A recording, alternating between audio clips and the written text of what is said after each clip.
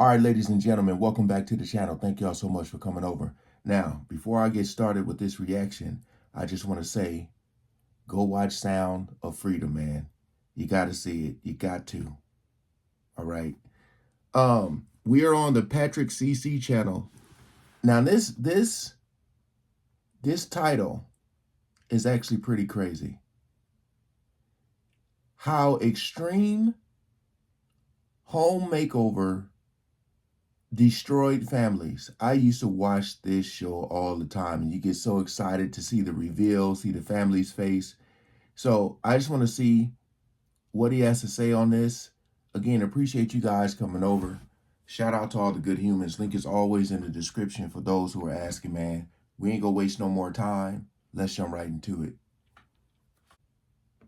Imagine one morning you wake up to this guy screaming outside of your house into a megaphone. You walk outside to find out that he is with a television crew, and they are sending you and your family on a 1-week vacation, and during that time he is going to demolish your home and build you a brand new one from the ground up. Although it's pretty obnoxious, it sounds like a pretty good deal, right? Well, it is a good deal until it's not. Foreclosures, angry community members, property tax increases, bills doubling to tripling, and even more family struggles. Many of the families that were featured on Extreme Makeover Home Edition ended up worse off than before Ty Pennington showed up on their doorstep. But to fully understand how some families were negatively affected by what seems to be a very generous gift, we must first take a look at the families that were carefully chosen to get these home remodels. Typically, individuals would fill out an application form on the ABC website, which required them to provide a story of why they deserved a new house. You could also nominate another family, such as a friend or a member of your community. Every episode starts with a story of the deserving family in need, such as a family that lost their mother or father, a family with a disabled child, a family that's living in poverty, or a family affected by a natural disaster. Since this was a reality television show, it was very important to produce the most tear-jerking episodes possible,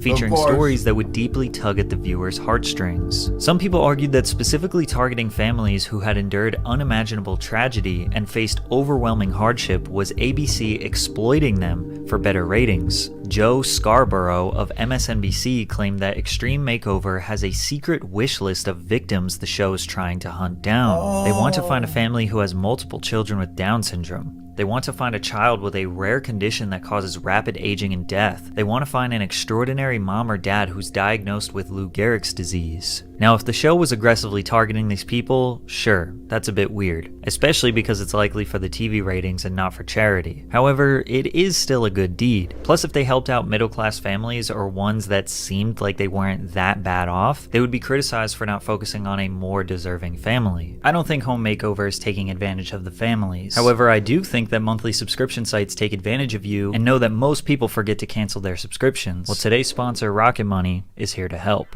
Rocket Money is an all-in-one finance platform that helps you save more and spend less. Patrick. This personal finance app allows you to manage subscriptions, lower bills, build a custom budget, and grow your savings all in one place. I'm using Rocket Money to clean up all those unnecessary monthly subscriptions I forgot I was paying for. And they make it super easy, canceling them for you with just one tap. I like to use it to monitor my spending. Rocket Money allows you to set budgets by category and will notify you if you exceed them. They will even negotiate your bills for you. Just find the provider you use, upload a photo of your bill, and let them do the rest. To save more and spend less, join the 3.4 million users using Rocket Money. I've got the hookup. Go to rocketmoney.com/PatrickCC or click the link in the description to get started for free or unlock even more features with premium. That's rocketmoney.com/PatrickCC to get started for free. Get your money right. Once the participants were selected, the crew would treat the families to a fully funded vacation to destinations such as Hawaii, California, or Florida. During the family's trip, ABC would rally hundreds of contractors, construction workers, and volunteers in the local community to help. Sometimes they would even make Facebook pages so all their neighbors could stay up to date. Oftentimes, the volunteers are critical for the house getting completed on time. Then, Ty Pennington would video call the family and show his crew absolutely destroying their house. And sometimes sometimes they would take it too far. Take the Rapati Pierce family, for example. The mother and father were both police officers, and one tragic night, Christina was shot during a foot pursuit, which led to her being paralyzed from the waist down. Man. So they hired the LA SWAT team to place bombs inside of the house, detonate them, then drive a massive battering ram attached to an armored truck to destroy the house. Now obviously they have to do demolition to rebuild a new house from the ground up, but it would still be a bit traumatic to watch your home filled with all those memories get smashed to a million pieces. But the ridiculousness didn't stop there. Remember, this is reality TV. Just building a very practical, standard, and modest home wouldn't be good enough. So the carpenters and designers were pushed to create increasingly elaborate designs and gimmicks to boost ratings, such as this airplane-themed bedroom with bags of peanuts as curtains, this very small backyard that was converted to a miniature go-kart track. How many trips around that go-kart track would a kid be able to do before they get absolutely sick of it? Why not a playroom with a ball pit containing 27,000 plastic balls? And my personal favorite, a teenager's room entirely made out of duct tape. I have a bedspread and a pillowcase made out of duct tape. The designers would take one small facet of their personality and dedicate the entire bedroom to it. Like this toddler who said he wants to be a cardiologist when he grows up, so they put EKG signals on the walls and a dresser designed to look like a human heart. Rooms like this seem very difficult to age in, and the tacky designs would actually take a considerable amount of effort to change. But sometimes it wasn't just tasteless designs. They would actually create new responsibilities that the family may not have even wanted. For example, this teenager got a jacuzzi that took up half the bedroom. Could you imagine your room constantly smelling like hot chlorine water? The cost to maintain a jacuzzi is only about $20 to $40 per month in sanitizer and chemicals, but even doing the maintenance is a burden that maybe nobody wanted. Just draining that water every 3 to 4 months like you're supposed to would be incredibly inconvenient. Another thing they did often was add huge fish tanks or animal habitats, like this boy's room that looks like the reptile section at a pet store, complete with frogs, turtles, and lizards. Buying pet food, supplies, and cleaning the tanks is even more important because it will literally kill the animal if you don't. Extreme home makeover inserting new responsibility onto you without your choice isn't only annoying, for some people it created even more problems and financial stress that ultimately forced them to move out of their homes. Now most of the time, ABC would entirely pay off the home for the family. You know, when you're in the moment watching the show and they do like, they find out what the kid may be interested in or something, and then you see them do the room like that, you be like, dang, that's crazy. But then you go, what's gonna happen when they get older? Like, is this a phase? Are they gonna grow out of this? Because a lot of those I didn't see, like the duct tape and the jacuzzi, hey. However, owning a home is more than just paying the mortgage. Expenses such as property taxes, utilities, and home maintenance add up extremely quickly. Right. There have been multiple reports of families whose expenses doubled, if not tripled, within the first year of living there. The Dickinson family went from an 1,800 square foot ranch to a 6-bedroom, 4-bathroom, 4,000 square foot super home equipped with cutting-edge technology. So it's only natural to assume that the bills would go up. Their electric bill alone went from about $200 per month to as high as $600 after. Their property taxes tripled. The wife India said she wasn't worried. My husband works and I work, so if I have to work another job to help keep it up, that's what I'll do. But as the years went on, it got worse and worse. And in October of 2016, William filed a Chapter 13 bankruptcy petition to save his home from foreclosure. Man. He had only $5 in cash, $287 in a checking account, and $15 in a joint savings account at the time of filing. However, it seems like they never lost the house, because on 2022 Google Maps you can see William and his daughter standing outside the front door proud of their estate.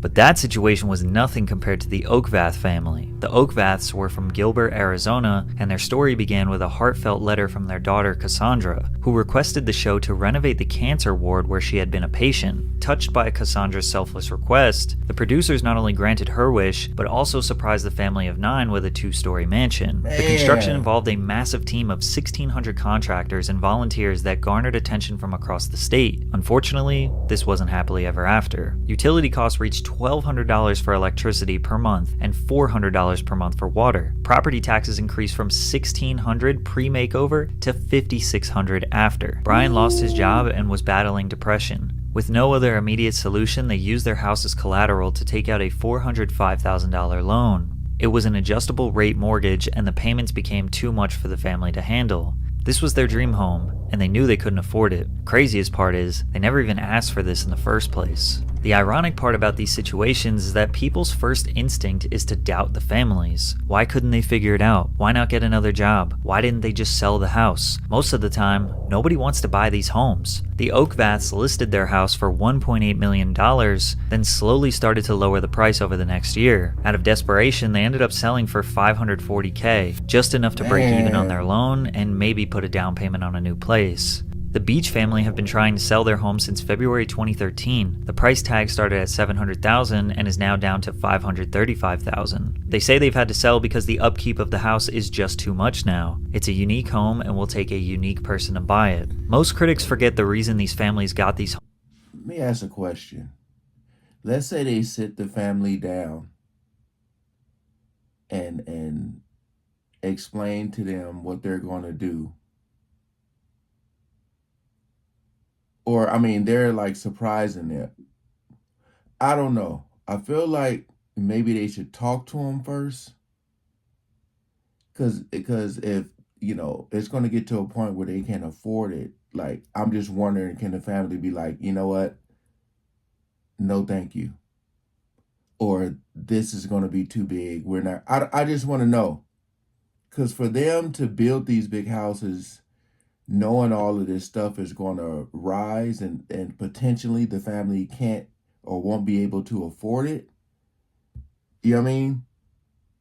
Homes were because they were struggling in the first place. Many of them had pre-existing debt. Some of them weren't even homeowners in the first place. They were renting the house and ABC bought it and built them a new one. Combine these money issues with the family trauma they were all experiencing, and it's a recipe for disaster. From my research, every single family that sold their house sold it for less than what it cost to build. But no matter what reason they chose to sell their house, they face backlash from the community. Since each home is a community project with hundreds of volunteers, they look at the home like a gift from their neighbors. The Hassel family decided to sell just 3 years later because it was too much stress to handle. Then a publication interviewed members of the community to see how they feel. A lot of people gave time, product, and services. Some are very angry. Some I've run into have asked, why do they deserve it? There was even a letter written to the local newspaper that titled, "The entire Hassel family story is a disgrace and humiliation to this community." The Harper family's house foreclosed, and the mayor's response was, "It's aggravating. It just makes you mad. You do that much work, and they just squander it." Because he helped vault a massive beam into place in the Harper's living room. The Nicholas family received a home after the father died from contracting hepatitis C when he was pricked with a patient's contaminated needle. 9 years later, the home was foreclosed because the mother could not manage the previous home mortgage and new property taxes that tripled in price. "I feel bad because so many people came together to help us," she said.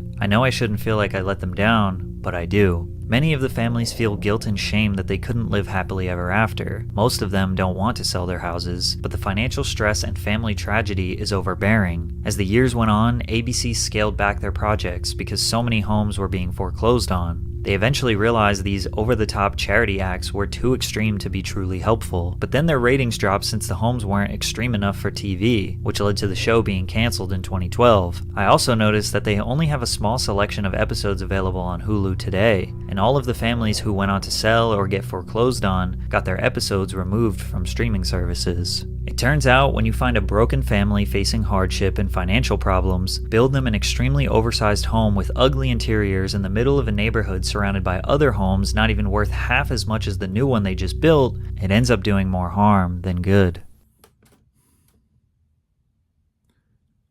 I was going to say, I wonder if any other families tried to reach out to ABC and be like, yo, we need help with this. You guys built this.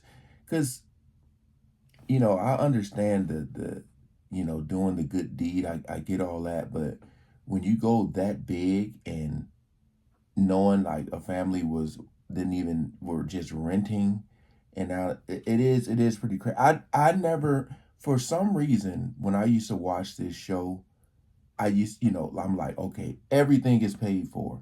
They know this family is struggling. They're going to take care of everything, like everything. They wouldn't have nothing to worry about. That's what I thought. But after seeing this, it's like, dang, because I feel like the family once they get over the wow factor, like, oh my God, I can't believe they did this. And then that reality starts to sit in, like, how are we going to afford this? You know, it's pretty crazy when they break down the videos like that. But all right, hey, want to see what you guys think about this. Again, appreciate y'all coming over and watching. Peace out.